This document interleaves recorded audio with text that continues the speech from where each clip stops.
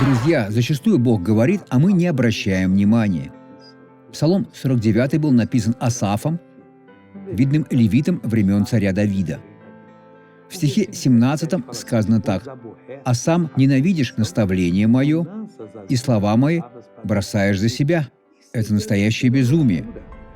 Если вы слушаете наставление, вы станете впоследствии мудрым.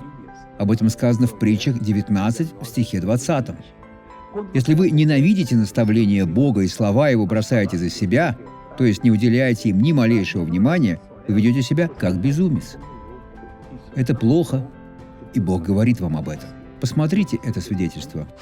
Боль во всем теле. Боль во всем теле. А теперь вам стало лучше? Ногам стало лучше. Боль прошла. Прошла. Вы уже можете двигать ногой. Могу. Вы не делали этого. Нет, не могла. А как вы ходили? Держась за кого-нибудь. Тогда сейчас держитесь за меня. Я чувствовала слабость в ногах. Теперь идите сами, не опираясь на меня. Слава Богу, опора вам больше не нужна. Помолимся. Отец, я молюсь за всех угнетенных лукавым, за людей, способных ненавидеть наставления и бросить за себя Твои слова. Так нельзя, Отец. Я сейчас связываю то зло, что завладело этим человеком, и говорю: уйди, убирайся во имя Иисуса. Благослови вас Бог.